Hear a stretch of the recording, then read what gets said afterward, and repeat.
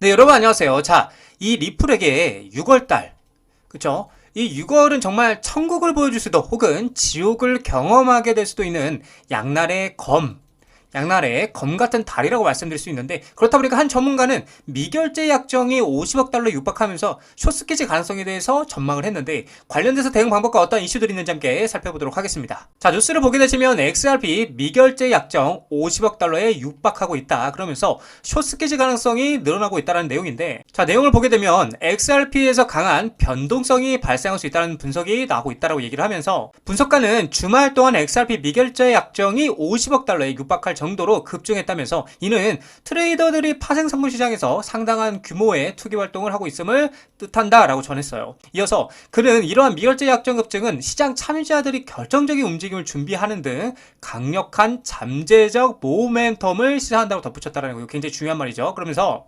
XRP 가격이 올라가는 현 상황에서 큰 규모의 미결제 약정이 숏스퀴즈, 대량의 숏포지션이 청산당하는 것이 발생할 수 있다고 평가를 했다.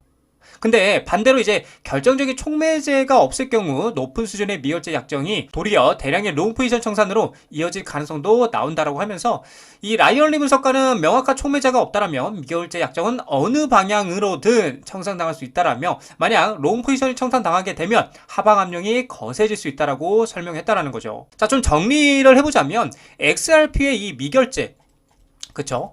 이 미결제 약정, 즉 아직 거래가 완료되지 않은 계약이 급증해서 변동성이 커질 가능성이 높다라는 것을 뜻하는데, 이 미결제 약정이 많아지면은 트레이더들이 큰 움직임을 준비하고 있다는 뜻이고요. 이 상황 곧 숏스케줄과 같은 상황을 어떻게 그죠?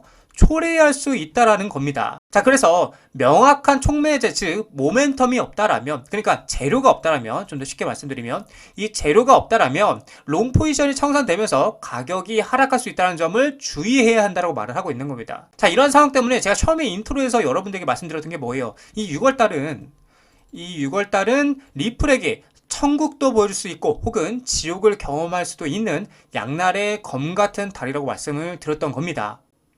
자, 근데 6월 6일, 그쵸? 6월 6일부터가 이 XRP의 바닥을 찍고 본격적인 반등을 시작하는 추세가 시작될 것이라고 전망을 하는 전문가가 있는데, 세계적으로 저명한 암호화폐 분석가인 워터스 어버브가, 자, XRP가 다음 랠리를 위해 바닥을 칠 시점을 예측하고 있는데, 저명한 암호화폐 분석가인 워터스 어버브가 XRP의 단기 가격 움직임에 대한 과감한 예측을 내놓으면서 지금 XRP 커뮤니티에 큰 관심을 불러일으키고 있는데, XRP는 6월 4일에서 6월 6일에 뭐가 된다?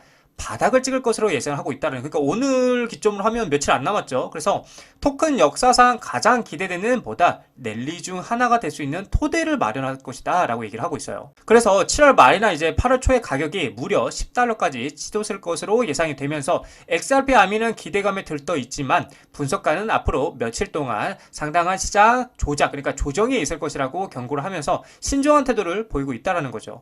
자, 그러면서 6월에 이제 바닥, 다음 급등을 위한 준비라고 얘기를 하면서, 자, 이 XRP 가격 바닥은 이제 6월 4일부터 6월 6일 사이에 형성될 것으로 예상하고 있고, 그렇다 보니까 이 바닥 형성 단계는 XRP가 가장 큰 상승 궤도에 진입하기 전 마지막 매수 기회를 제공할 것으로 지금 얘기를 하고 있어요. 그러니까 마지막 매수 타이밍이다. 제가 항상 말씀드려요. 여러분들 이번 조정은 마지막입니다. 이때 꼭 매수를 해야 됩니다 라고 말씀드리는 부분이 바로 이 부분이라는 거죠. 자, 그래서 이렇게 된다라면 미국이 규제 체계를 강화하고요. 자, 비트코인 그리고 이더리움, 그쵸? 이더리움 ETF가 인기를 얻게 되면서 특히 암호화폐 시장 전반에 기관 투자들의 관심이 다시 높아질 것으로 예상이 된다는 거죠. 그래서 이 XRP 상승은 강력한 효용성과 이제 규제의 투명성을 갖춘 알트코인에 대한 관심을 더욱 멀시킨다. 부각, 그죠? 이 부각을 시킬 가능성이 굉장히 높아지면서 시장 심리에 더 큰 변화를 가져올 수 있게 된다라는 거죠. 쉽게 말해서 알트코인 불장이 온다고요. 예.